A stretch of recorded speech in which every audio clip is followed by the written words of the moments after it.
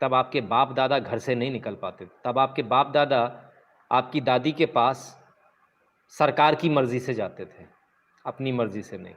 ये वो इमरजेंसी थी। अगर आपको मेरी बातों में अतिशयोक्ति लग रही है तो कभी किसी से पूछिएगा कि इमरजेंसी में क्या हुआ था।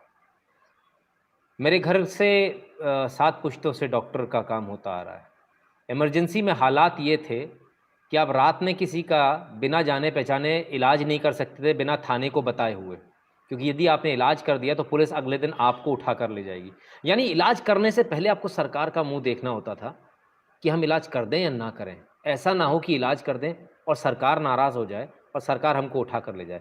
मैंने जो सरकार शब्द इस्तेमाल किया है, इसको आप सरकार मत समझिएगा, ऐसी गलतफ़हमी मत कीजिएगा।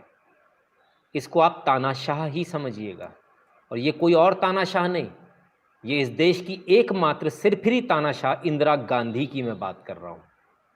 जी हाँ, एक ऐसा पागलपन का फितूर, एक ऐसा जुनून, एक ऐसा पागलपन जिसने समझ लिया कि वो देश की जनता को कुचल कर रख देगी, जिसने समझ लिया कि देश की जनता उनके लिए जूतियों बराबर है और वो जब जी चाहें देश की जनता को रौंद कर रख देंगे। रौंदा भी, 2 साल रौंदा, बहुत बुरी तरह से रौंदा, थोड़ा बहुत नहीं। चाहे वो तुर्कमान गेट पर फायरिंग हो, बहुत सारे मुसलमान उसमें मारे गए थे।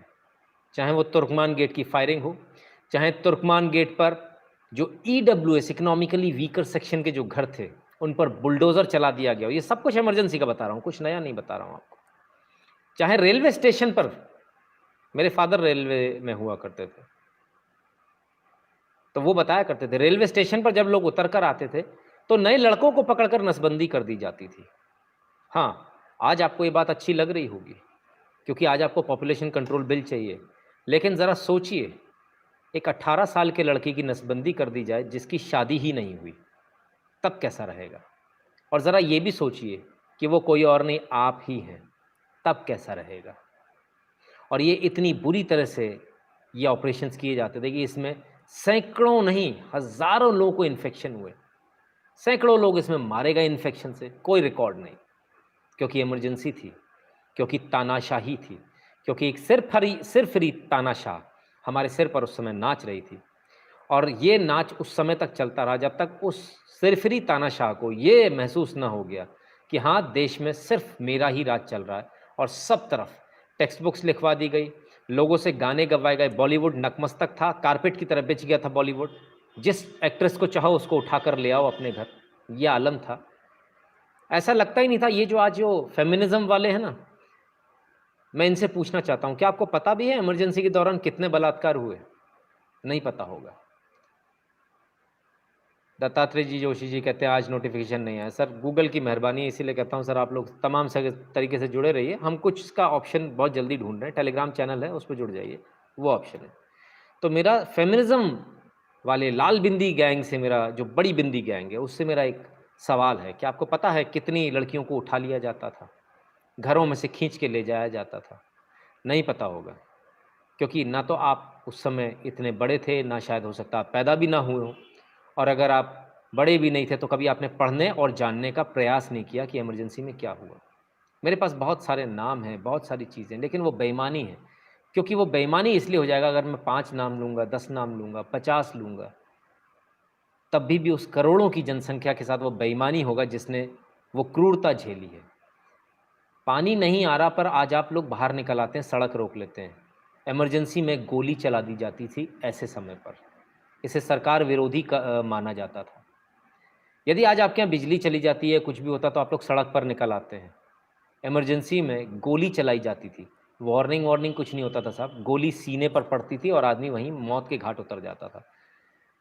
साधुओं पर गोली चलाई जाती थी। आम इंसान क्या लगता है? जिसने आवाज़ करी, उसको उठाकर डाल दिया। बॉलीवुड कारपेट की तरह से इस्तेमाल होता था। मन बहलाने के लिए बॉलीवुड का इस्तेमाल होता था। ये जितने आज बॉलीवुड के चैंपियन आज आपको दिख रहे हैं, ये चैंपियंस उस समय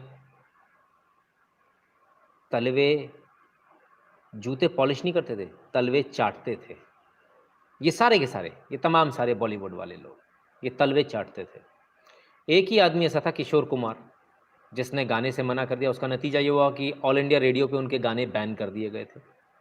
सिर्फ अगर उन्होंने उनके फंक्शन में गाने से मना कर दिया, कांग्रेस के फंक्शन में, यानी ये जो इमरजेंसी थी, ये किसी सरकार की इमरजेंसी नहीं थी, ये एक पार्टी की इमरजेंसी थी। किस पार्टी की इमरजेंसी थी? कांग्रेस की।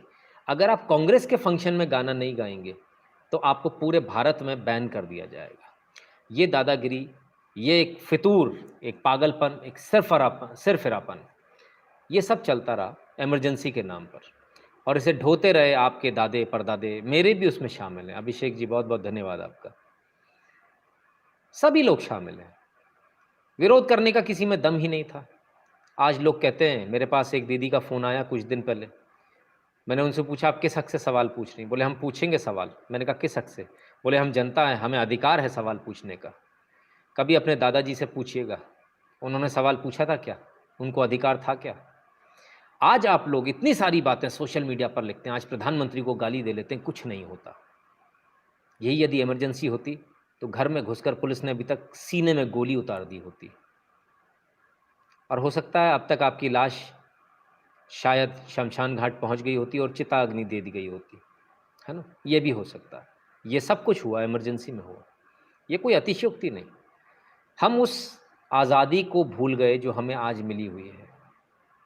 हम ये भूल गए कि ये आज़ादी हमें जो मिली है, हम उस समय सच भी नहीं कह पाते थे। आज हम झूठ बोलते हैं, सोशल मीडिया पर बोलते हैं, डंकी की चोट पर बोलते हैं।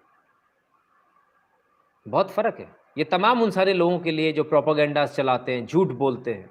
आप ज़रा समझिए साहब, एक ज़माना वो भी था जब आप सच भी नहीं बोल सकते थे। सदाशिव राव जी, बहुत बहुत धन्यवाद आपका। तो ये तमाम सारी चीज़ें हैं जो इमरजेंसी में हुई। इमरजेंसी में सारे पॉलिटिकल लीडर्स को अरेस्ट कर लिया गया, और ये कांग्रेस की लगाई हुई इमरजेंसी थी, सरकार की नहीं।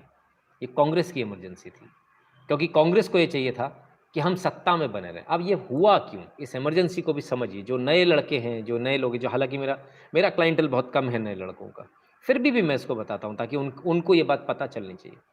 एक चुनाव लड़ा जाता है रायबरेली से, इंदिरा गांधी द्वारा। चुनाव को कोर्ट में चैलेंज किया जाता है जयप्रकाश नारायण द्वारा। वो कहते हैं कि चुनाव गलत तरीके से हुआ, इसमें एयरफोर्स के हवाई जहाज़ का गलत इस्तेमाल हुआ, इसमें पैसा बांटा गया, इसमें मतपेटियाँ बदली गई, इसमें कलेक्टर और एसपी ने चुनाव प्रचार किया। ये सारी बातें सही पाई जाती हैं, और हाई कोर्ट इसमें ऑर्डर देता है कि ये चुनाव अवैध है, यानी अब आपको इस्तीफ़ा देना होगा। अब जब ये सिचुएशन आती है, तो प्रधानमंत्री थी इंदिरा गांधी, उन्होंने इस्तीफ़ा नहीं दिया, उन्होंने सुप्रीम कोर्ट में जाकर इसकी अपील करी। सुप्रीम कोर्ट ने भी कहा कि प्रथम दृष्टया ये केस बिल्कुल क्लियर है, इसमें स्टे देने जैसा कुछ भी नहीं है। तब क्या किया जाए? तब रातों रात 25 जून 1975 को इमरजेंसी लगा दी जाती है। आपके सारे का जितने भी आपके हक थे वो छीन लिए जाते हैं। ट्रिकू जी धन्यवाद, आप 500वें लाइक करने वाले, धन्यवाद। तो आपकी जो मौलिक अधिकार थे, जो मूलभूत अधिकार थे, कॉन्स्टिट्यूशनल राइट थे, सब खत्म कर दिए जाते हैं एक बार में। ये लोग जो खड़े होकर चिल्लाते हैं ना, हमें चाहिए आज़ादी, काश इनके बाप दादा भी ऐसे चिल्लाए होते तो आज ये लोग यहाँ नहीं होते और हम लोग बहुत चैन से होते। काश इनके बाप दादाओं ने ये गलती करी होती तो इंदिरा गांधी इनको सीने पर नहीं माथे पर गोली मरवाती। तो कम से कम ऐसे नालायक बच्चे हमें आज देखने को नहीं मिलते जो भारत का खा रहे हैं और भारत की छाती पर गर्रा रहे हैं और चीन के इशारे पर पैसे लेकर चीन से यहाँ काम कर रहे हैं। ये बहुत क्लियर है। ऐसी इमरजेंसी से हम निकल कर आए हैं और आज हम लोग यहाँ बैठे हैं। जब आप मेरा लाइव देख रहे हैं और मैं अपने घर से बैठकर आपको अपने दिल की बात कह पा रहा हूँ, आपके दिल की बात कह पा रहा हूँ, मैं हर वो मुद्दा उठा पा रहा हूँ जो संभव है आज उठा पाना, जो पहले नहीं था। लेकिन सबसे मज़े की बात, ये जो आज़ादी के चैंपियंस हैं, सपना नरूला जी और पिरामिल जी, बहुत बहुत धन्यवाद आपका। ये जो आज़ादी के जो चैंपियंस हैं, आज़ादी गैंग के, इनकी वॉल, इनके ट्विटर पर आज एक ट्वीट नहीं आया इमरजेंसी को लेकर। इन्होंने ये नहीं कहा कि वो काला दिन था, इन्होंने ये भी नहीं कहा कि वो गलत था। Just imagine, look at the hypocrisy. ये लोग इतने इतने बेशर्म हैं। आज कहते हैं कि हमको लिखने की आज़ादी। अगर आप फेक न्यूज़ चलाते हो, प्योरली फेक न्यूज़, झूठ बोलते हैं बैठकर कि चाइना ने कब्जा कर लिया, भारत में घुसा, 130 किलोमीटर फेक न्यूज़ छापते हो, तब एक एफआईआर हो जाती है, तो कहते बोलने की आज़ादी नहीं है।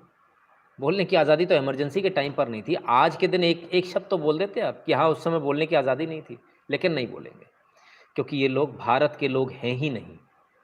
ये लोग विदेशी एजेंट हैं, विदेशियों के दम पर काम करने वाले लोग, जिन्हें विदेशों से फंडिंग आती है, विदेशों से पैसा मिलता है, और ये उन्हीं के लिए काम करते हैं। भारत के लोग हैं ही नहीं। इमरजेंसी का वो काला अध्याय आप सब भूलें नहीं, इसलिए विशेष तौर पर आज मैं आया हूँ आपको याद दिलाने। इसलिए विशेष तौर पर मैं आपको दोबारा से याद दिलाने आया हूँ, और हर साल याद दिलाऊंगा। इमरजेंसी को भूलिएगा नहीं। ये वो इमरजेंसी है जिसने आपके मूलभूत अधिकार ख़त्म कर दिए थे, जिसने सब कुछ ख़त्म कर दिया था। सरकार जो चाहे सो, नॉट सरकार, एक पगली तानाशाह जो चाहे सो कर सकती थी। मैं इसे पागलपन ही कहूँगा, और हज़ार बार पागलपन कहूँगा। इसमें बहुत सारे लोगों को इसमें प्रॉब्लम होने वाली है। कल होती है आज हो। अमित पटेल जी, बहुत बहुत धन्यवाद आपका। हम समझ में नहीं आता कि इसको कहाँ से शुरू करें और कहाँ ख़त्म करें। सारे ह्यूमन राइट्स ख़त्म कर देना, मैं ह्यूमन राइट्स की बात कर रहा हूँ, नॉट कॉन्स्टिट्यूशनल राइट्स। सारे ह्यूमन राइट्स को ख़त्म कर देना, उन्हें सीज कर देना, ज़बरदस्ती की फोर्स स्टरलाइजेशन यानी कि नसबंदी करना, सरकार की क्रिटिसिज्म करो तो आपको जेल में डाल दिया जाए, और सबसे बड़ी बात आरएसएस पर बैन लगा दिया गया। इसी वक्त आरएसएस पर बैन लगाया। आरएसएस ने इसके बावजूद इसकी मुखालफत करी, इसका विरोध किया राष्ट्रीय स्वयंसेवक संघ ने। नतीजा ये हुआ कि राष्ट्रीय स्वयंसेवक संघ के इन्होंने रजिस्टर्स मांगे। बोले राष्ट्रीय स्वयंसेवक संघ कितने लोग हैं इसमें, निकालो इनके रजिस्टर्स। पर राष्ट्रीय स्वयंसेवक संघ का तो कोई रजिस्टर था ही नहीं। बड़ा पता लगा तो पता चला शाखाएं लगती हैं, तो शाखाओं पे छापे मारे गए, तो शाखाएं लगानी बंद कर दी। आरएसएस पूरे 2 साल अंडरग्राउंड काम करता रहा, पूरे 2 साल। नरेंद्र मोदी भी उस समय भेष बदल कर भागे। वो सिख पगड़ी वाली जो आपने उनकी फ़ोटो देखी है, वो इमरजेंसी के दौरान की ही है।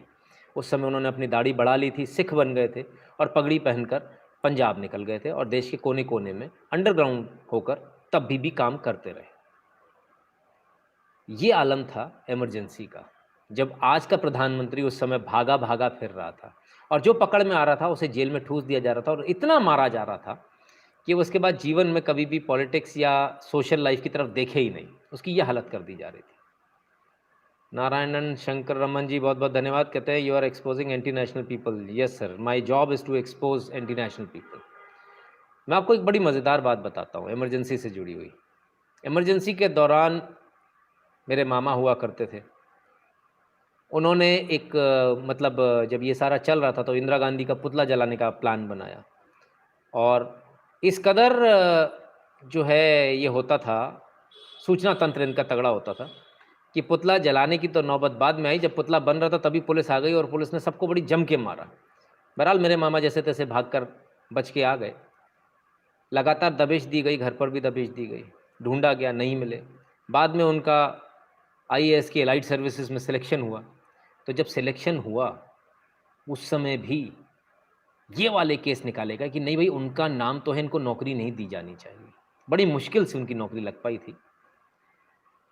तो ये कुछ इस तरह की मतलब अमानवीय, एक पागलपन की हद पर जाने वाली चीज़ें, ये तमाम सारी चीज़ें थी। ये चीज़ें थी जो इमरजेंसी के दौरान हुई, और ये बहुत कुछ था। थानोस जी कहते हैं डरपोक, पता नहीं शायद किसको कह रहे हैं डरपोक। सर हम चाहते हैं कि इमरजेंसी में आपका एक बार पीछे जाके अगर हो सकता है तो एक बार पुनर्जन्म हो, तो हम भी देखना चाहेंगे कि आखिर इमरजेंसी में कितने दमदार लोग हैं। पुलिस के एक बैंत पीछे जब पड़ता है ना सर, बुरा ना मानिएगा, आदमी को आकाश गंगा याद आ जाती है। और 3rd डिग्री जिसने देखी ना हो, और जिसको बहुत ज़्यादा ये कट्टरवाद का चढ़ाव हो, तो वो मेरे पास आ जाए। मेरे पास सोर्सेज है, मैं आपको 3rd डिग्री दिखा दूंगा पुलिस की, और मैं इस बात की जिम्मेदारी के साथ, गारंटी के साथ बोलता हूँ, आप खाना खाकर आइएगा, और अगर आपको वॉमिटिंग ना हो जाए, उल्टी ना हो जाए, तो मेरा नाम बदल दीजिएगा। अभी मार नहीं देखी है आपने पुलिस की।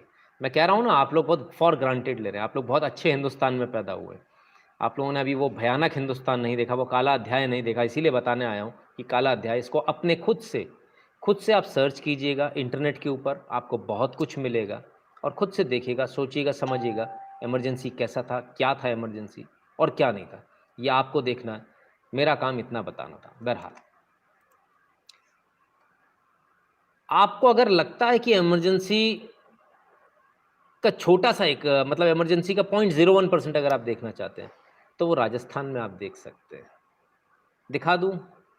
ना ना, बुरा ना मान जाना, क्योंकि आप लोग तो कट्टर वाले लोग हो। आप लोग कहते हो वसुंधरा तेरी खैर नहीं, हमारी मूछें ऊपर होनी चाहिए। अभी बहुत सारे लोग मूछें तो छोड़िए, चुटिया भी कटवा के बैठ गए डर के मारे। हाँ हाँ, मैं ऐसे ही कह रहा हूँ आपसे, डर के मारे। देख लीजिए, आपको दर्द होता है आप लोगों को जब मैं सच बोलता हूँ तो। देख लीजिए, Rajasthan Congress government relaunches scheme with Hindu goddess Annapurna replaced with Indira Gandhi. नहीं समझ में आया तो मैं बता देता हूं। अन्नपूर्णा स्कीम लॉन्च करी थी बीजेपी सरकार ने, वसुंधरा राजे सरकार ने। नाम रखा था अन्नपूर्णा, हिंदू देवी का नाम। राजस्थान सरकार ने उसका नाम बदल दिया और उसका नाम अब कर दिया है इंदिरा गांधी। ठीक है, तो ये जो कैंटीन्स थी, ये जो खाना अन्नपूर्णा रसोई थी, अब ये इंदिरा गांधी रसोई हो गई। ठीक है, अन्नपूर्णा रसोई जो चलती थी, अब इसका नाम इंदिरा गांधी रसोई है। और सबसे मजे की बात, ये किया है 24 जून की ये रिपोर्ट मैं आपको दिखा रहा हूं, यानी कि ठीक एक दिन पहले, इमरजेंसी से ठीक एक दिन पहले क्या तोहफा दिया है आपने हमें गहलोत साहब। इस तोहफे को हम जिंदगी भर नहीं भूलेंगे, इस तोहफे को हम भुलाए ना भूल पाएंगे, क्योंकि इमरजेंसी से ठीक एक दिन पहले आपने इस देश की जनता के मुंह पर जो करारा तमाचा दिया है खींचकर, ये तमाचे की गूंज भी हमें हमेशा याद रहेगी, और ये गाल हमेशा लाल रहेगा जब तक आपको हरा ना ले। ये जो हिंदुओं के मुंह पर आपने जो तमाचा दिया है खींचकर, एक रहपट जो दिया है भारत की जनता के गाल पर, ये भारत की जनता को याद रखना पड़ेगा। अन्नपूर्णा से हटाकर इंदिरा, आपके पास बहुत सारे नाम थे। महात्मा गांधी कैंटीन कर सकते थे, नेहरू कर सकते थे, राजीव गांधी कैंटीन कर सकते, लेकिन जानबूझकर इंदिरा नाम रखना इमरजेंसी लागू होने से ठीक एक दिन पहले, 24 घंटे पहले। क्या हमको समझ में नहीं आता आप हमको क्या समझाना चाह रहे हैं? कमलेश पटेल जी, बहुत बहुत धन्यवाद आपका। हमको समझ में नहीं आता कि आप क्या समझाना चाह रहे हैं गहलोत साहब। हमको सब समझ में आता है, आप चिंता ना करें। आपकी जो जिनको आप पूछते थे, उनको भी इसी गलतफहमी में डालकर चुनाव करवाए गए थे कि मैडम अब तो सब कुछ सही हो गया, इंदिरा गांधी मैडम अब कुछ नहीं, सब कुछ आप ही का, अब आप बिल्कुल क्लीन स्वीप चुनाव जीतोगी। और तब जाकर वो चुनाव के लिए सिरफिरी वो औरत तैयार हुई, और तब जनता ने पटक दिया, तख्ता पलट कर दिया। सिंहासन खाली करो कि जनता आती है, याद रखिएगा। और आप भी याद रखिएगा गहलोत साहब, जिस तरीके से आप लोग थप्पड़ मार रहे हैं भारत की जनता को, जिस तरीके से आप लोग अपमानित कर रहे हैं भारत की जनता को, ये सब कुछ याद रखा जाएगा। वो कहते हैं ना, हम याद रखेंगे। अरे आप क्या रखेंगे, हम याद रखेंगे। हमारे याद रखने के लिए इमरजेंसी का एक, मैंने कहा ना, 0.01%, 1% भी नहीं, 0.01% अगर आप देखना चाहते तो मैं वो भी दिखा देता हूँ आपको, आप उसको भी देख लीजिए। गहलोत सरकार ने बदलाव कर दिया 10वीं के सिलेबस से। क्या बदलाव कर दिया साहब, इस बदलाव को भी दिखा दूं आपको। तो आप तो वही है ना, राजस्थान वाले लोग वही मित्र हैं ना मेरे, जो कहते हैं वसुंधरा तेरी खैर नहीं। अरे सर, आप लोगों की मूछें बहुत ऊपर है साहब, आप लोग साहब राजपूत हैं, बहुत बड़े ठाकुर हैं साहब, मुझे माफ़ कर दो, मैं तो गरीब ब्राह्मण हूँ। और निर्बल होता है ब्राह्मण तो बेचारा, उसकी औकात क्या होती है आप लोगों के सामने। लेकिन आप लोगों की जो ईगो है, उस ईगो ने आप लोगों को कहाँ पहुँचा दिया, जरा वो दिखा रहा हूँ। गहलोत सरकार ने बदला 10वीं क्लास का सिलेबस, महाराणा प्रताप की कहानी में कांट छांट। ये बता दिया महाराणा प्रताप तो भैया एबल लीडर थे ही नहीं, राजपाट संभालने का उनके अंदर दम नहीं था। मैं नहीं कह रहा हूँ, गुस्सा आ रहा है, जूते मारो उस सरकार को, मारो जिसको आपने चुना है। कभी आप लालच में चुनते हो, बिजली पानी फ्री मिल जाएगा, फिर आपका 15 लाख का बिल बनता है, आपको बेड नहीं मिलता है, आपके अपने मर जाते हैं इलाज के अभाव में। अगर कहीं जगह मिलती है तब फिर 15 लाख का बिल बन जाता है। जहां आप अपनी मूछें ऊपर करके कर रहे थे, वहां आपकी मूछें जो जिससे ऊपर होती हैं, हमारे जो पूर्वज हैं, जिनकी वजह से हम हैं, अगर हम अपने खून का आखिरी कतरा भी दे दें तभी भी उनका ब्याज भी नहीं चुका पाएंगे। ऐसे महाराणा प्रताप को जलील किया जाता है। आपके पिता नहीं होंगे, मेरे तो हैं। आप अपना फोरफादर्स नहीं मानते होंगे, हम तो मानते हैं। हमारे ऊपर तो कर्ज है, आपके ऊपर नहीं होगा। और अब आप क्या करेंगे, आप तो आप तो अपनी मूछें ऊपर करने के लिए आपने हराया था, आपने वोट दिया था, दे दिया, हो गई तसल्ली। अब ठीक एक दिन पहले इंदिरा कैंटीन किया था अन्नपूर्णा से, और ठीक अभी तो सिलेबस, स्कूल शुरू भी नहीं हुए, सिलेबस बदल दिया जाता है और महाराणा प्रताप पर पूरी उनकी हिस्ट्री बदली जा रही है। ये कोशिश की जा रही है नई जनरेशन को बरगा लाने की, ताकि बच्चा है तो उसको पता है अरे महाराणा प्रताप कोई ऐसा बड़ा भारी वो लीडर नहीं था यार, महाराणा प्रताप छोटा मोटा सा था। महाराणा प्रताप की आदमकद मूर्ति लगी है, गहलोत साहब कभी देख लेना जाकर। और जिन लोगों को लगता है ना महाराणा प्रताप कुछ नहीं थे, वो एक बार जाकर देख लेना, पैंट में पेशाब हो जाएगी। एक बार तलवार देख लेना महाराणा प्रताप की, हाथ लगाकर देख लेना, करंट आ जाएगा, जीवन भर के लिए यशस्वी हो जाओगे। आप किन लोगों के बारे में बात कर रहे हैं? आपकी हैसियत नहीं है उन लोगों के बारे में बात करने की, और ऐसे लोगों का इतिहास आप लोग लिखेंगे, आप चोर लिखेंगे, और आप हमें बताएंगे कि महाराणा प्रताप क्या थे क्या नहीं थे। कमाल है साहब, कमाल है। जनता ने आपको वोट दे दिया तो आपने उसी जनता के सर पर जूता दे मारा, और एक बार नहीं लगातार दे मार रहे हो, लगातार। बहुत बढ़िया। नहीं, मैं किसी की मुर्दाबाद कराने नहीं आया सर, मेरे को किसी की मुर्दाबाद नहीं करानी है, ना मुझे किसी की जिंदाबाद करानी है। मुझे तो सिर्फ ये बताना है कि देश के अंदर चल क्या रहा है। बहरहाल आगे बढ़ेंगे साहब, क्योंकि अगर हम यहीं अटके रहे तो आगे नहीं बढ़ पाएंगे। अब भारत और चाइना की बात कर लें थोड़ी सी, इमरजेंसी से हटकर भारत और चाइना। क्या हुआ गलवान में सबको पता है, बॉर्डर पर हुआ सबको पता है, चाइना ने टेंट लगाया सबको पता है, चाइना को ठोक दिया, मार पीट कर पीछे भगा दिया सबको पता है, चाइना को पता है, चाइना के सैनिक मारे गए उसको पता है, बाकी दुनिया को पता है, अमेरिकन इंटेलिजेंस एजेंसी को पता है, भारत को पता है, सेना को पता है, भारत के चैनल्स को पता है, सबको पता है। अगर किसी को नहीं पता है तो वो दो लोगों को नहीं पता है, एक कांग्रेस को नहीं पता है, दूसरा कम्युनिस्ट को नहीं पता है। पद्मजा जी आपका बहुत बहुत धन्यवाद।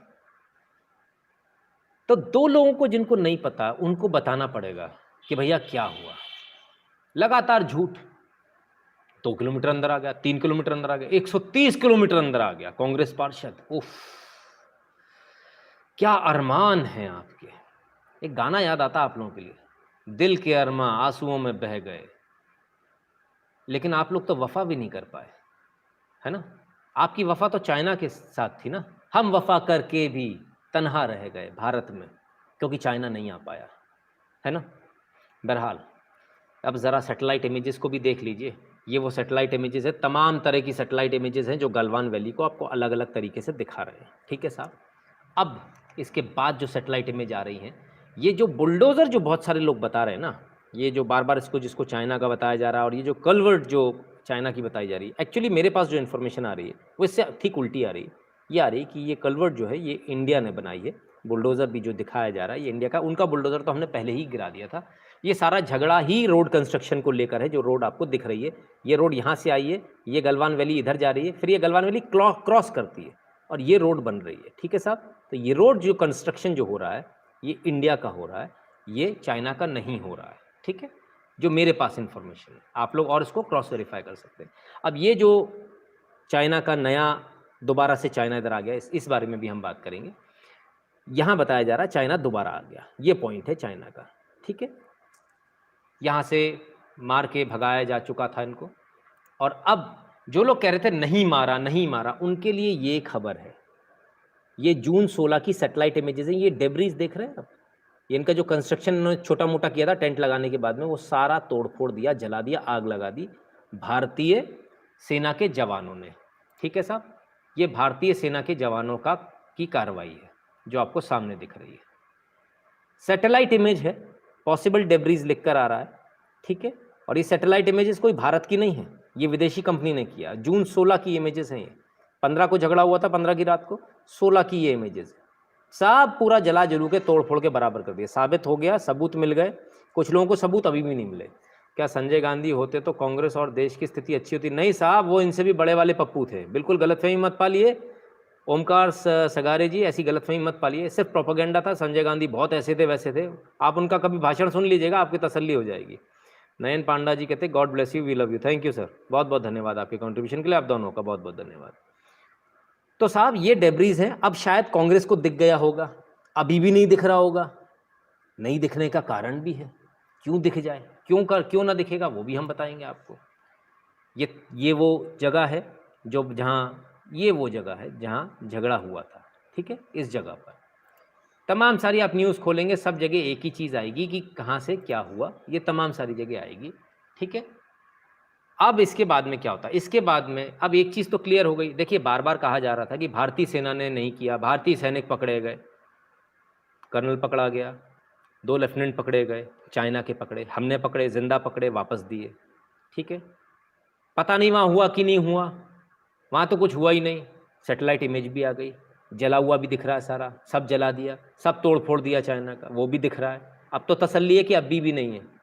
मेरे चीनी एजेंटों, मेरे प्यारे कांग्रेसियों, मेरे प्यारे चीनी एजेंटों, अब तो आपको समझ में आ रहा है, अब तो दिख रहा है या अभी भी नहीं दिख रहा है, या अभी भी सेना के शौर्य पर आपको सिर्फ इसलिए क्वेश्चन मार्क लगाना है क्योंकि देश का पंतप्रधान मोदी है। मोदी से दुश्मनी है यार, देश से और देश की सेना से थोड़ी है। देश की सेना के पराक्रम पर सवाल क्यों, मोदी पर सवाल उठाओ, किसी ने मना नहीं किया, कोई नहीं रोक रहा है ना। आप बोलोगे मैं दो, आपकी तरफ से 2 गाली मैं भी दे दूंगा, लेकिन कम से कम सेना को तो बख्श दो, देश को तो बख्श दो। या देश को बेच देने की सुपारी ले ली आपने, सुपारी ली है ना, आपका एग्रीमेंट है ना चाइना की कम्युनिस्ट पार्टी के साथ में, सुपारी ली ना देश को बेचने की, है ना एग्रीमेंट आपका, है ना 2005-2008 का एग्रीमेंट है ना आपका, किया ना आपने एग्रीमेंट। हाँ अभी इसलिए आपको नहीं दिखता कि भारत की सेना जब कुछ कर देती है तब क्या होता है। बहरहाल चाइना ने दोबारा वहां पर आना शुरू कर दिया, बड़ी चिंता की बात है। चाइना दोबारा आ जाएगा तो बड़ी दिक्कत हो जाएगी, लेकिन दोबारा अगर चाइना आ जाएगा तो हम क्या हाथ पे हाथ रखे बैठे रहेंगे? नहीं। कुछ आपको तस्वीरें दिखा रहा हूँ, इसको देखना चाहिए।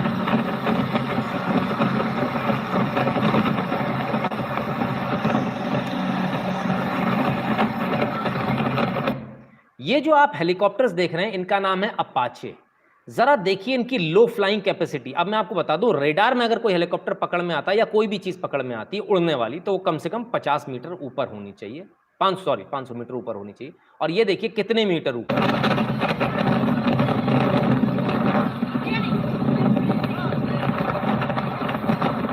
ये दिख रहा है आपको, महज 1 मीटर या 2 मीटर की ऊंचाई पर ये अपाचे उड़ रहे हैं। Congress is on CCP payroll, so they are barking. Yes, definitely, sir. They are on payroll of CCP. अब अपाचे हेलीकॉप्टर्स को प्योंगयांग में लगा दिया गया है, अपाचे हेलीकॉप्टर्स को तमाम और जगह लगा दिया गया है, चिनूक को लगा दिया गया है, होविट्जर को लगा दिया गया है, T-90 टैंक्स को लगा दिया गया है, पूरा ऊपर से नीचे तक बॉर्डर को इस तरह से सील कर दिया गया। अब इसमें कौन सी नई बात है, कौन सी बड़ी बात है? कुछ है जो शायद आप नहीं जान रहे, कुछ है जो आपको पता तो है लेकिन आप भूल गए। T-90 टैंक्स वो टैंक हैं जो भारत में मेक इन इंडिया के तहत बन रहे हैं टेक्नोलॉजी ट्रांसफर पर। इसी प्रकार से होविट्जर भी टेक्नोलॉजी ट्रांसफर पर हमने लिया है। दोनों में अब जो फर्क जो है आपको समझना है, क्योंकि जो हमारे साथ जो हुआ था उसको याद दिला दूं। कारगिल में हमारे साथ क्या हुआ था, जब हम लड़ाई लड़ रहे थे और बोफोर्स का जब हमने इस्तेमाल किया, तब बोफोर्स ने हमको गोले देने से मना कर दिया था।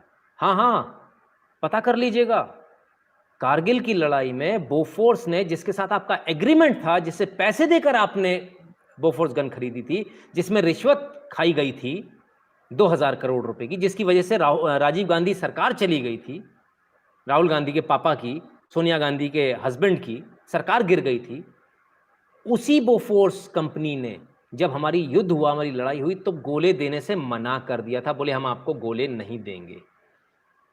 और फिर ऑर्डिनेंस फैक्ट्री के एक डायरेक्टर, जांबाज डायरेक्टर ने ये बीड़ा उठाया, उन्होंने दम उठाया, उन्होंने बोला एक लाइव गोला दे दीजिए हमको। वो जिंदा गोला लेकर गए और उसे डिसमेंटल किया। गोला जब डिसमेंटल होता था कभी भी फट सकता है और 99% फट ही जाता है, लेकिन उन्होंने उसे डिसमेंटल भी किया।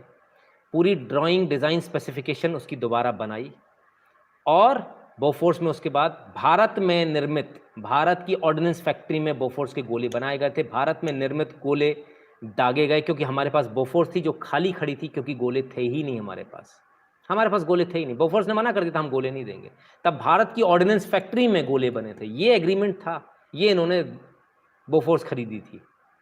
बहरहाल भारत की ऑर्डिनेंस फैक्ट्री ने उसके बाद गोले, उसमें गोले बनाकर लगाए और गोले दागे।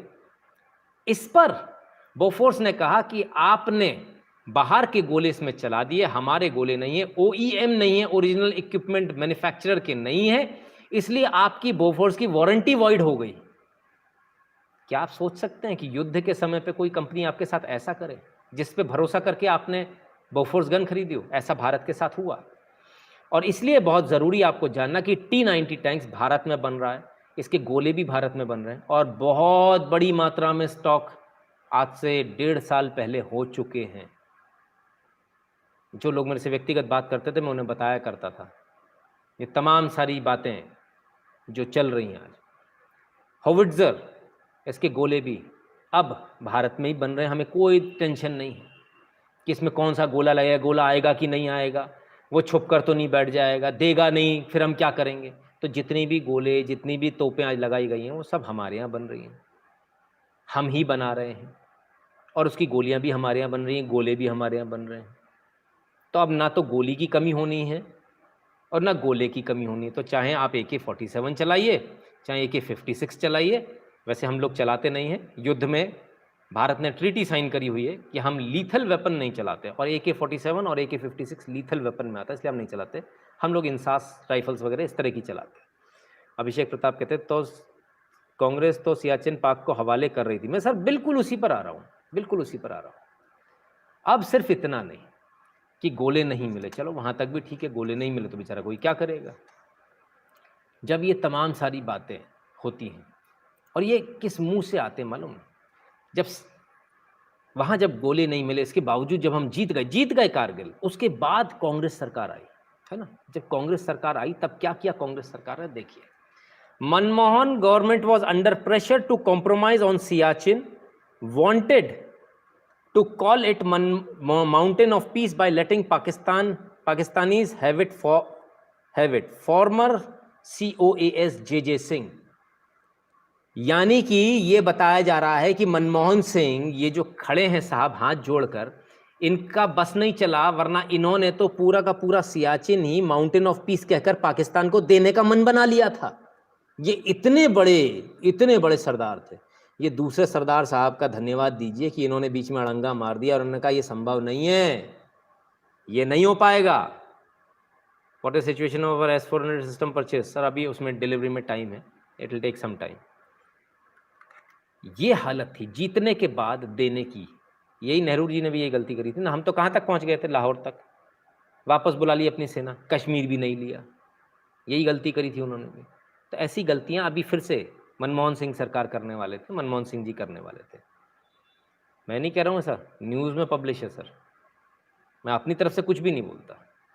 तो ये हालत भारत की इनकी सरकारों में रहती है कि जीतने के बाद भी ये प्लेटर में लेकर जाते हैं, प्लेट में लेकर जाते हैं, मेरे मालिक ये लीजिए, आप रख लीजिए, लेकिन अब कल से हमारे ऊपर गोली मत चलाना, हम तो इतने दबे कुचले हैं। ये हालत है जीत के बाद। जीत इनके समय में नहीं हुई थी, जीत वाजपेयी गवर्नमेंट के समय में हुई थी, ठीक है ना। तभी भी इन्होंने झूठ बोला था ताबूत घोटाला, और एक ईमानदार जॉर्ज फर्नांडिस जैसे आदमी को इन्होंने मरने भी चैन से नहीं दिया। ये वो लोग हैं, ये वो गद्दार लोग हैं। और ये ऐसा क्यों करते हैं?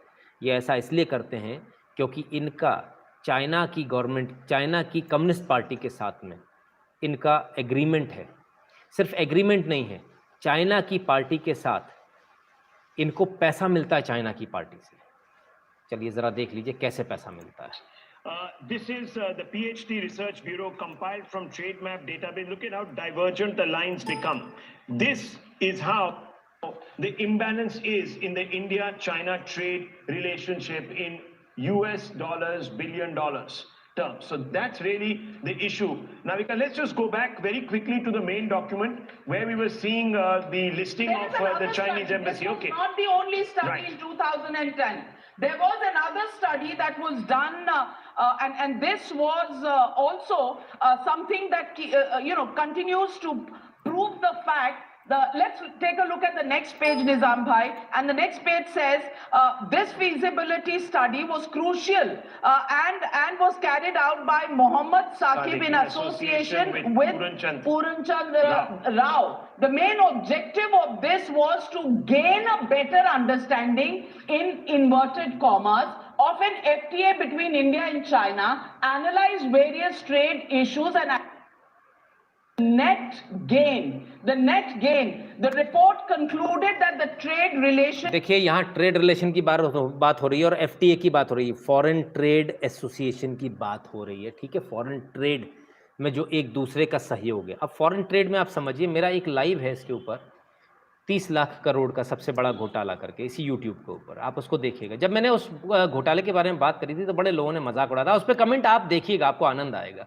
आज भी जाकर जब आप कमेंट देखेंगे, बहुत सारे लोगों ने बोले ये नमूना कहाँ से आया 30 लाख करोड़ का घोटाले की बात करने वाला। ये वही घोटाला है, ये वही घोटाला है जिसमें बार बार सब्सिडीज दी गई थी। इतनी सब्सिडी दी गई कि हमारे यहाँ की फैक्ट्रियां ही बंद हो गई। ये भारत को स्लो पॉइजन दिया जा रहा था। क्यों दिया जा रहा था, इसको देखिए, आगे देखिए।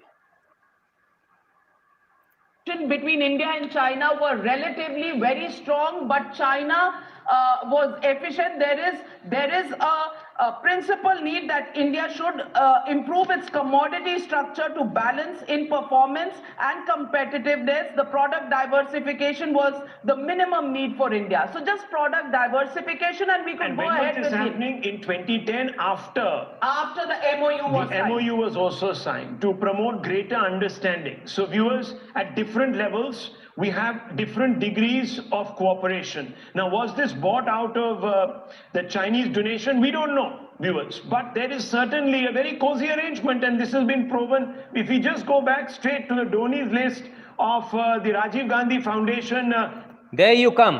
अब यहाँ आ रहा है कि आखिर ये सब, जहाँ फ्री ट्रेड एग्रीमेंट, मैंने शायद फॉरेन ट्रेड एग्रीमेंट बोल दिया गलती से, बहरहाल फ्री ट्रेड एग्रीमेंट है, जो हम एक दूसरे के साथ फ्री व्यापार करते हैं, सब्सिडीज़ देते हैं और सीमलेस व्यापार के लिए उसकी लिस्ट एक तैयार होती। तो उसमें चाइना को क्यों रखना और क्यों चाइना को पूरा सब्सिडीज़ इतनी ज़्यादा देना। उनके यहाँ से आने वाली जो पावर जनरेशन इक्विपमेंट्स थे उस पर दी गई थी, तमाम सारी और चीज़ों पर दी गई थी, जिसकी वजह से भारत की सारी इंडस्ट्रीज़ बंद हो गई थी। यहाँ तक कि कास्ट आयरन की जो यूनिट्स थी, वो राजस्थान में 29 कास्ट आयरन की यूनिट थी जो कि 1 महीने में बंद हो गई थी और सिर्फ 2 बची थी, 27 बंद हो गई थी। ये कांग्रेस के ज़माने में हुआ था। बहरहाल क्यों ये सब हुआ इसको समझिए, क्योंकि डोनेशन आ रहा था, पैसा आ रहा था, चाइना की कम्युनिस्ट पार्टी से पैसा आ रहा था। तो पैसे के लिए क्या देश को बेचा जा रहा था, ज़रा देख लीजिए। That's right. This is the donors list. Partner organizations of the donors. They in 2005-2006, Embassy of the People's Republic of China and donors for the Rajiv Gandhi Institute of Contemporary Studies is the Government of People Republics of China. Both are donors. Government of People Republic of China. Narayanan जी धन्यवाद। यानी कि सरकार, China की सरकार पैसा दे रही। किसको पैसा दे रही है? राजीव गांधी फाउंडेशन को। देखिए राजीव गांधी फाउंडेशन कुछ नहीं है, कांग्रेस का काला धन कहां से आए, जो पूरी उगाही थी वो एक तरीके से राजीव गांधी फाउंडेशन में आती थी, क्योंकि इसमें जितने भी तमाम सारे लोग थे, जितने लोग थे जो डोनर्स थे, उन्होंने सरकार से या तो फायदा लेना था या उनके ऊपर पेनल्टीज रिकवरीज बन रही थी जो उन्होंने रोकनी थी।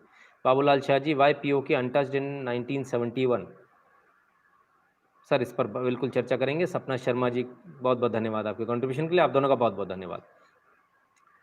तो जब आप देखेंगे पीपल्स रिपब्लिक ऑफ चाइना और यहाँ पर जो चाइना की जो उनकी पार्टी है, पॉलिटिकल पार्टी, दोनों ने यहाँ इनको पैसा दे रखा है। ठीक है, पैसा कैसे दे रखा है जरा ये भी देख लीजिए।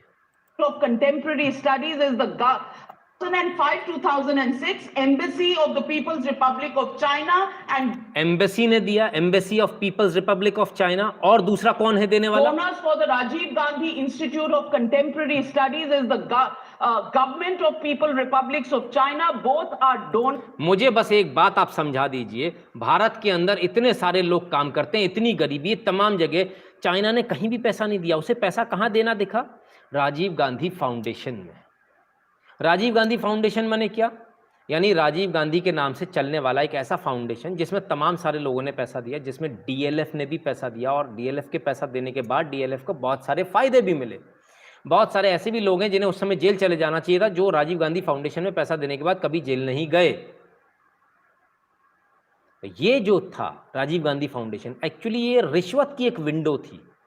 ये रिश्वत लेने की एक विंडो खोल दी गई थी राजीव गांधी फाउंडेशन के नाम से कि जिसे बचना है, जिसे धंधा करना है, इधर आते जाओ, पैसे देते जाओ।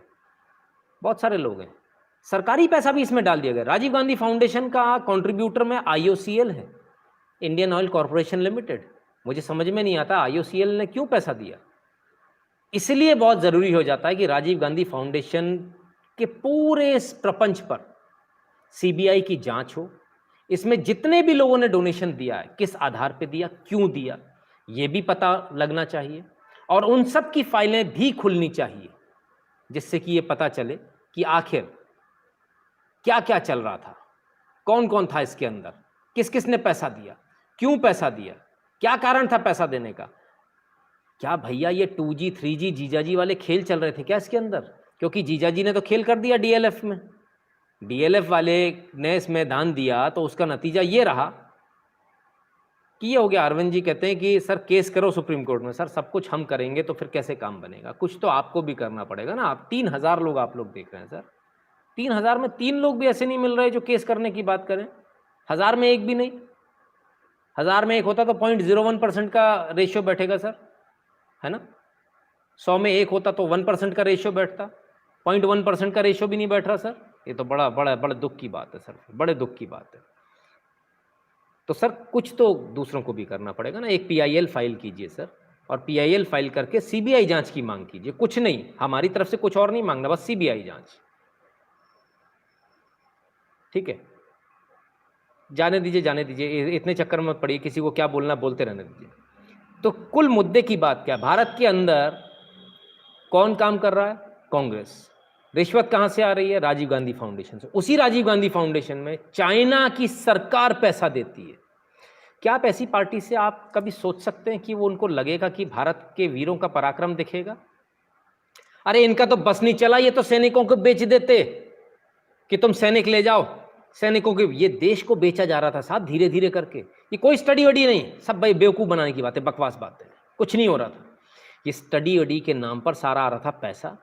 ये पैसा हो रहा था अपनी जेब में जमा, और पैसे के पीछे इतने अंधे हो गए कि देश बेचने पर आ गए। इनका क्या है, ये तो भाग जाते, इटली भाग जाते। मरते तो आप और हम, रहना तो आपको और हमको है, हम लोग कहाँ जाते? सवाल ये है, क्या कांग्रेस राजीव गांधी फाउंडेशन में पैसा लेकर चाइना को, ये देश को बेच रही थी? क्या इसीलिए चाइना आपको दुश्मन नजर नहीं आ रहा था? इन सवालों के जवाब कांग्रेस को देने पड़ेंगे। राहुल गांधी जी मुंह छुपाने से काम नहीं चलेगा, सोनिया गांधी जी मुंह छुपाने से काम नहीं चलेगा। और ये कम से कम सुरजे उर्जे वाला जैसों को मत भेजिए। ये इनके बस का बात नहीं है कि वो आपका काला चिट्ठा बता पाए या उसको काले को सफ़ेद कर पाए। इसके लिए तो आप ही को आना पड़ेगा। तो मेरा सवाल बहुत सीधा है, और मेरा सवाल ये है, ये पैसा आखिर किस लिए आ रहा था? ये पैसा चाइना ने आपको क्यों दिया? कोई आदमी क्या फ्री में पैसा देता है? अरे एक लड़का भी 16 साल का ना किसी लड़की को फ्री में बर्गर नहीं खिलाता। वो भी बर्गर खिलाता तो क्या वसूल लेता, वो आप भी जानते हैं, मैं भी जानता हूँ। मुंह ना खुलवाइए मेरा। तो इतने पैसे आ गए आप लोगों को। और ये तो तब हाल है जब नरेंद्र मोदी सरकार ने 18,000 NGOs बंद कर दी। 18-19 हज़ार NGOs बंद कर दी जिनमें बाहर से पैसा आ रहा था। सोचिए बाहर से पैसा आ रहा था तब क्या हो रहा था आपके साथ, आपके देश के साथ। आपका देश बेचा जा रहा था। ये रोज की घटनाएं थी। आपके देश आज जो लड़ पा रहे हैं ना, आपके सैनिक, पहले सैनिकों को लड़ने ही नहीं दिया जाता था। क्यों? पैसा आ गया हमारे पास, उसने बोल दिया हम 2 किलोमीटर कब्जा कर लेंगे, आप तो ये पैसा रखो यार। ठीक है, सैनिकों को ऑर्डर चला गया, कोई गोली नहीं चलाएगा। ये एग्रीमेंट किसने साइन किया था कि सेना गोली नहीं चलाएगी? इन्हीं सरकारों ने किया था। पैसा भी इनके पास आ रहा है। क्यों? ऐसा एग्रीमेंट करने की हमको जरूरत क्यों पड़ी थी कि हम गोली नहीं चलाएंगे? हमें जरूरत पड़ेगी तो हम गोली चलाएंगे, हमने ऐसा एग्रीमेंट क्यों नहीं किया? हमें जरूरत पड़ेगी तो हम तोप भी चलाएंगे, हमने ऐसा एग्रीमेंट क्यों नहीं किया? इसलिए नहीं किया क्योंकि पैसा आ गया, इसलिए नहीं किया। समझिए, ये पैसा लेकर देश बेचा जा रहा था। बहुत क्लियर है इसमें कुछ। और अगर ऐसा नहीं है तो भैया आकर बताएं, आरोप तो लगेंगे। जनता आरोप आज लगा रही है, आज पूरा सोशल मीडिया पटा पड़ा है और आरोप लगातार लग रहे हैं। आरोपों का जवाब देने के लिए सोनिया गांधी और राहुल गांधी को सामने आना चाहिए। और सामने क्यों नहीं आते हैं? आपको सेना का पराक्रम नहीं दिख रहा?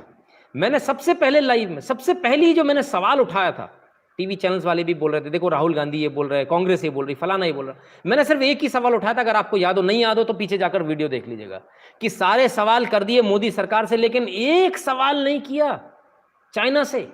चाइना को एक बार भी बुरा नहीं कहा, कि चाइना की भर्त्सना करते थे, चाइना की निंदा करते थे, वो निंदा तक नहीं करी किसी कांग्रेस के नेता ने। क्यों? पैसा आ रहा है इसलिए। बता दिया होगा राहुल गांधी ने, कोई बोलेगा नहीं, चाइना के खिलाफ कोई नहीं बोलना, भाई मेरे पास पैसा आ गया, चुप रहने का पैसा आया मेरे पास। ये हालत है। चाइना से पैसा आ रहा है तो हम ये कहेंगे कि भारत हार गया, हम झूठा नैरेटिव चलाएंगे। चाइना से पैसा आ रहा है तो हम ये बोलेंगे कि चाइना के सैनिकों ने हमारे सैनिकों को पीट दिया। चाइना से पैसा आ रहा है तो हम ये कहेंगे, जब चाइना के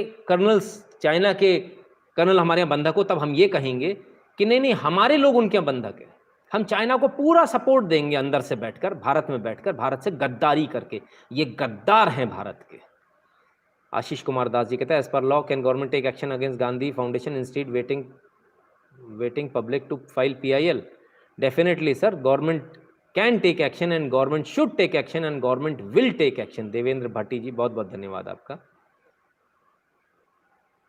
भट्ट जी शायद, हाँ मैंने गलत नाम पढ़ लिया, नहीं भाटी जी, देवेंद्र भाटी जी। वेंकटेश जी धन्यवाद। कुछ सवाल पूछा sir, CBI NIA joint investigation. हाँ बिल्कुल, CBI NIA जॉइंट इन्वेस्टिगेशन होनी चाहिए। तमाम सारी चीज़ें, इनकी तो पोल कभी खुलती नहीं साहब, ये तो किस्मत अच्छी है भारतवासियों की कि ये तमाम सारी पोल इनकी खुल रही है, आज देश के सामने आ रही है। और ये पैसा कितने आराम से आ गया इनके पास, कितने आराम से दबा कर बैठ गए, कितने आराम से बता भी नहीं रहे देश की जनता को। मैं तो अभी भी चैलेंज करता हूँ राहुल गांधी जी, मेरा चैलेंज है राहुल गांधी, सोनिया गांधी और पूरी कांग्रेस को, आप आइए, आज भी आपके यहाँ से प्रवक्ता है और एक ही चीज़ बोले कि देश में युद्ध की स्थिति है और आप विपक्ष पर वो कर रहे हो। मैं कह रहा हूँ हम सब कुछ मानने को तैयार हैं, आपके 100 खून माफ़ करने को तैयार है। आप सीधे बोलिए, चाइना की कम्युनिस्ट पार्टी चोर है, चाइना की कम्युनिस्ट पार्टी बदमाश है, बेईमान है, भारत की ज़मीन हड़पना चाहती है झूठ बोलकर। आप बोलिए कि चाइना चोर है, बेईमान है, आप बस ये 2 चीज़ें बोल दीजिए, आपके 100 खून माफ है, फिर हम आप पे कोई सवाल नहीं उठाएंगे, हम आपसे कोई आरोप नहीं लगाएंगे आपके ऊपर। वरना तब तक तो हम आपसे कहते रहेंगे, हम पूरे ये बार बार कहेंगे आपसे कि आप पैसे लेकर देश को बेच रहे हो, आप पैसे लेकर देश के सैनिकों की शौर्य को बेच रहे हो, आप पैसा लेकर देश के साथ गद्दारी कर रहे हो, आप पैसा लेकर चाइना की तरफ से खेल रहे हो, आप पैसा लेकर चाइना को पूरा सपोर्ट दे रहे हो, लॉजिस्टिक सपोर्ट, बौद्धिक सपोर्ट, हर तरह का सपोर्ट आप यहां से दे रहे हैं भारत से, और या आप भारत में बैठकर भारत को खोखला कर रहे हैं चाइना से पैसे लेकर। हम पूरी दम से बोलेंगे, बार बार बोलेंगे, 1000 बार बोलेंगे। Congress asked Adhir Ranjan Das tweet on China. अच्छा ठीक है साहब, मैंने उनका ट्वीट नहीं देखा। बहुत क्लियर है कौन किसके साथ है, बहुत क्लियर है किसने इमरजेंसी लगाई, बहुत क्लियर है किसको नहीं दिख रहा भारत की सेना का पराक्रम, बहुत क्लियर है कि क्यों नहीं दिख रहा पराक्रम। नोटों से आंखें अंधी हो जाती हैं, पैसे से आदमी अंधा और दिमाग से पागल हो जाता है। कुछ वही हाल हो रखा है कांग्रेस का। इतना पैसा आ रखा है कि 2 बार चुनाव नहीं जीते कोई बात नहीं, कई सरकार नहीं है कोई बात नहीं, तब भी पैसे की कमी नहीं हो रही कांग्रेस के पास। क्यों नहीं कमी हो रही भाई? कमी तो होनी चाहिए ना। राहुल गांधी सोनिया गांधी जेल कब जाएंगे? बहुत जल्दी जाएंगे सर, आप चिंता मत करो, जल्दी जाएंगे। आप 1 आध साल रुको जरा, जेल जरूर जाएंगे, इसकी गारंटी मैं आपको दे देता हूँ। मैंने जो कुछ भी आपको यहाँ बोला है उसमें से कोई भी बात खाली गई? मैंने कहा था 370 हटेगी, हटी। मैंने स्पष्ट कहा था 370 नहीं हटेगी और 370 नहीं रहेगी। ठीक है, 1 दिन पहले ऐसे ही हुआ ना, 370 आज भी एक प्रावधान छोड़ के सारे हटा दिए गए। मैंने कहा था ना कुछ ऐसा होगा जिससे कि अपने आप आर्टिकल 335A ख़त्म हो जाएगा, वो भी हुआ। जसमीत सिंह कोहली कहते हैं take at least 60 years of Congress rule, all they did were blunders which will hinder India sovereignty and safety. Yes definitely Jasmeet ji. अच्छा एक चीज़ और समझिए, बहुत सारे लोग सरकार से आशा लगाकर बैठे कि भाई हमने सरकार को वोट दे दिया। सर एक चीज़ समझिए, मेरे साथ आज ही ऐसा हो, मुझे पता नहीं मुझे बोलना चाहिए इसको लाइव में कि नहीं बोलना चाहिए। 2-3 ऐसे बड़े लेवल के IAS हैं जिनको मैं हटवा चुका हूँ, और आज ही मेरे पास में एक और IAS की खबर आई जिन्होंने भरी मीटिंग में ये कह दिया कि 2 सांसद हैं रायबरेली से और अमेठी से, उन्होंने ये कह दिया कि स्मृति ईरानी की क्या हैसियत है सोनिया गांधी के आगे, दोनों बराबर हैं क्या? कहाँ सोनिया गांधी, कहाँ स्मृति ईरानी? दोनों सांसद हैं, हैसियत कैसे बराबर होती है? बल्कि ये तो केंद्र में मिनिस्टर है, वो तो मिनिस्टर भी नहीं, विपक्ष में बैठी हैं। स्मृति ईरानी ज़्यादा बड़ी हुई। आपने वोट देकर सिर्फ मोदी को बदला और 303 सांसदों को बदला है। जो कांग्रेस का सिस्टम है ना, जो पूरा का पूरा, जो इनके जो आईएएस है वो आज भी पूरे के पूरे वही हैं। मिलन दास जी धन्यवाद आपका। तो ये पूरे आईएएस जो वही भरे हुए हैं, पूरा वर्क कल्चर, पूरा वर्कफोर्स जो कांग्रेस का भरा हुआ, कांग्रेस ही मानसिकता भरा हुआ है, जिसे आज भी लगता है कि सोनिया गांधी क्वीन विक्टोरिया है और उनके बराबर तो कोई आ ही नहीं सकता। सोनिया गांधी के लड़के को पटक कर मारा स्मृति ईरानी ने, पटक कर हरा दिया, आपके राजकुमार को हरा दिया। उन आईएएस साहब को कहता हूं बहुत जल्दी उनको भी हटवा दूंगा, आप चिंता नहीं कीजिए। लेकिन समस्या ये ना, आप आईएएस की नौकरी नहीं खा सकते, आप हटा के ट्रांसफर कर दोगे, दूसरी जगह बैठ जाएगा। तो आप सिस्टम नहीं बदल पा रहे, आप ये जो लोग घुसे हुए हैं इनको नहीं बदल पा रहे आप। ये बहुत बड़ा सिस्टम का एक फ्लॉ है, इसके लिए भी सरकार को कुछ सोचना पड़ेगा। ये सिस्टम को कैसे क्लीन अप करें, या तो उनको ट्रेनिंग पर भेजिए, इनके दिमाग में जो कीड़ा भर गया इस कीड़े को निकालिए, या तो उस कीड़े को निकालिए, और या फिर क्या दूसरा तरीका हो सकता है वो देखिए। लेकिन आपने सिर्फ मोदी बदला है, आपने सिर्फ 303 सांसद बदले, आपने वो हजारों की संख्या में काम करने वाले आईएएस बाबू नहीं बदले। इसको आप याद रखा कीजिए हर बार जब भी आप कोई उम्मीद करते हैं, इसको ध्यान रखा कीजिए। इंडियन इंजीनियरिंग पर भी वीडियो बनाइए, बनाऊंगा सर, जल्दी बनाऊंगा। बहुत सारी चीज़ें, बहुत सारे काम करने हैं। आईएएस लॉबी वही है, बिल्कुल सर, आईएएस लॉबी पूरी की पूरी वही है, आईएएस लॉबी वही है, जुडिशियल लॉबी वही है। मैं लॉबी शब्द इस्तेमाल कर रहा हूँ, अब हो सकता है कल माननीय जज साहब मुझे अदालत की अवमानना में जेल भेज दें, तो जुडिशियल लॉबी भी वही है। सर अगर आपने ऐसी गलती करी ना, फिर वो पूरी कहानियाँ खोल दूंगा, किसका बच्चा कहाँ कौन सा जज बन के बैठ गया। हाँ, पूरी लिस्ट है मेरे पास में, इतनी मोटी फाइल है मेरे पास, फिर मैं उसको खोल दूंगा। इसलिए नहीं खोलता हूँ कि आपकी इज्जत भी बनी रहे, मेरा काम भी चलता रहे, है ना। आप लोग मेरे ऊपर हाथ डालोगे तो मैं भी आपका खोल दूंगा पोल पूरी, ठीक है, सबको पता है। तो इसलिए ये जितने लोग लॉबी चला रहे हैं, ऐसा नहीं, एक और लॉबी भूल गया, मीडिया लॉबी सबसे तगड़ी तो वो लॉबी है। तो वो मीडिया लॉबी जो हमारे जैसे बहुत सारे जो हमारे मित्र हैं जिनके लिए सोनिया माता ही जगत माता है, उनको भी बड़ा कष्ट होता है, उनको बड़ी दिक्कत होती है हम जैसे लोगों से, हम आकर सच सच क्यों बोल देते हैं, तमाम सारी चीज़ें। ये सब चलता रहेगा, आपको अपनी आंखें खुली रखनी है, आपको लगातार अपनी आंखें खुली रखनी है। और आपको अपनी आंखें खुली रखनी है, उसके लिए सबसे ज़रूरी क्या, उसके लिए सबसे ज़रूरी है कि सबसे पहले जिन लोगों ने चैनल को सब्सक्राइब नहीं किया है वो इस चैनल यूट्यूब पर जाएं, नितिन शुक्ला टाइप करें, चैनल मेरा मिल जाएगा, उसको सब्सक्राइब कर लें, घंटी दबा दें, ऑल नोटिफिकेशन को ऑन कर लीजिएगा, सिर्फ घंटी नहीं दबाना, ऑल नोटिफिकेशन को ऑन करना है, ठीक है। वीडियो को लाइक कर दीजिए और शेयर कर दीजिए। 3200 लोग देख रहे हैं, 1800 लाइक हैं, ऐसे कैसे काम चलेगा, कैसे काम चलेगा बताइए। और यदि आपको मेरा काम पसंद आता है तो आप मुझे कंट्रीब्यूट कर सकते हैं। Mind it is not a donation, I don't take donation, donation शब्द से मुझे नफरत है, ठीक है। ये मेरी प्रोफेशनल फीस है, ये आपका कंट्रीब्यूशन है, सब कुछ चलेगा एक्सेप्ट डोनेशन, ऑल राइट। सो अगर आप कंट्रीब्यूट करना चाहते हैं तो आप सुपर चैट ऑन है, आप इसमें भी कर सकते हैं, अन्यथा आपके पास तमाम सारे और ऑप्शंस आपके पास में वीडियो के डिस्क्रिप्शन बॉक्स में है। आप हमें कंट्रीब्यूट करते रहेंगे, हमारा चैनल चलता रहेगा, हम आपको अच्छे से अच्छी जानकारी देने का प्रयास करेंगे। ये हम आपको डे 1 से पहले वीडियो से कहते आ रहे हैं, राइट। और मोहम्मद राही, अब ये कौन से मोहम्मद राही आ गए भैया, किधर आ गए, कहाँ पर आए, क्यों परेशान आत्माएं आ जाती हैं भटकने के लिए, मुझे आज तक ये समझ में नहीं आता। आप लोग क्यों परेशान होते हो इतना, एक नितिन शुक्ला से इतना परेशान होते हो आप लोग कि आप लोग अपने रात में नींद खराब करते हो। ऐसा नहीं किया करो भैया, आराम से आप भी अपनी ज़िंदगी जिए, सोइए, सुबह आपको जल्दी उठना होगा, है ना। माइक पर चिल्लाना भी तो होता है। मीडिया बिकी हुई है अंधभक्त, मीडिया तो बिकी हुई है अंधभक्त, अच्छा जी, मैं अंधभक्त हूँ, ठीक है ठीक है, मैं कुछ बोल दूँ आपको, बुरा लग जाएगा सर, जाने दीजिए, है ना। तो खैर बहरहाल ये सब चलता रहेगा, इस तरह की बातें भी चलती रहेंगी, लगातार चलती रहेंगी। आप अपना सपोर्ट लगातार जारी रखिए, और जब भी आपको कुछ लगता है कि गलत है और आपको लगता है PIL फाइल करनी है, तो मेहरबानी करके सिर्फ हमारी तरफ मत देखा कीजिए, कुछ अपनी तरफ से भी मेहनत कीजिए, कुछ एक आध लोग आगे आइए और PIL फाइल कीजिए। हमारा तो अपना सिस्टम है ही, हम लोग उस पर काम करते ही हैं, और बहुत सारी चीज़ें जिसको हम करते हैं।